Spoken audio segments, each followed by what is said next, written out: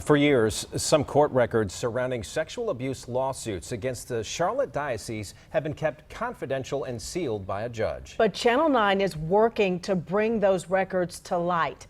Anchor Allison Lottis joins us live tonight with the legal action that we've taken to do just that. Allison? Well, Scott and Erica, Channel 9 has joined with other local media outlets filing a lawsuit to have those records unsealed. Many abuse survivors and their advocates say it's imperative that this information be made public. And one of those survivors shared with me his story of abuse and the years of pain he's endured. The face you see is a 14-year-old boy who struggled with family issues and sought approval. Tony is now a 52-year-old man who asked us not to show his face today, but wants to explain the teenage trauma he says he endured at the hands of Father Richard Farwell, whom he first met almost 40 years ago at St. Anne's in Charlotte. He seemed to take an interest in me. Tony says inappropriate touching escalated to traumatic abuse. Shortly after I became an altar boy, he would give extended hugs and start rubbing his groin onto me. He said, "Don't tell anybody. I did this because this is how God shows love to people." Tony never spoke of the abuse until the Catholic Church scandal erupted in 2002. He says he then went to police and later filed a lawsuit against the Charlotte diocese. Did you ever hug Tony when there was no one else in the room? No. Did you invite Tony into the rectory to meet the bishop? No. In video depositions from 2013, Tony's attorneys questioned Father Farwell, who stated he had been sent to the House of Affirmation in Massachusetts, a treatment center for priests. Farwell said he went there for depression. Attorneys asked him about attending what was known as sex, love, and abuse therapy while he was there. Did you come to attend meetings of SLAA? I went to meetings of SLAA. Okay. And at whose suggestion? At my own.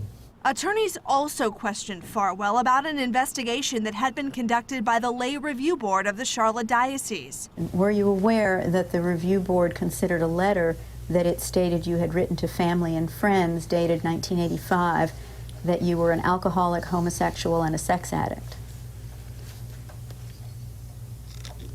That was done in therapy, I believe.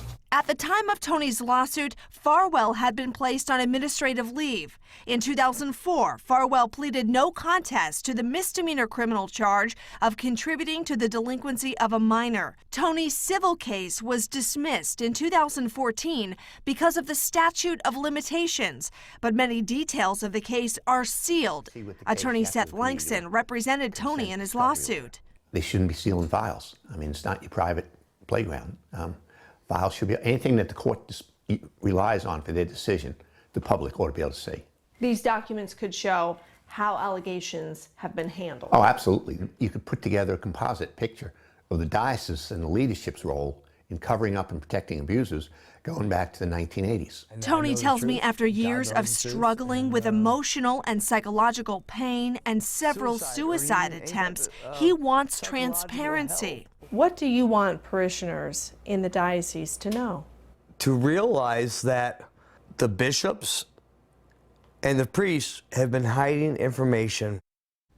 This afternoon, the Charlotte Diocese released a statement saying it is committed to transparency, accountability, and compassion for victims of sexual abuse. It went on to say, "We do not tolerate child sexual abuse, and the diocese acts swiftly to report allegations." It also said the diocese supports the media's request to unseal documents in the civil suits if that is the desire of the plaintiffs involved.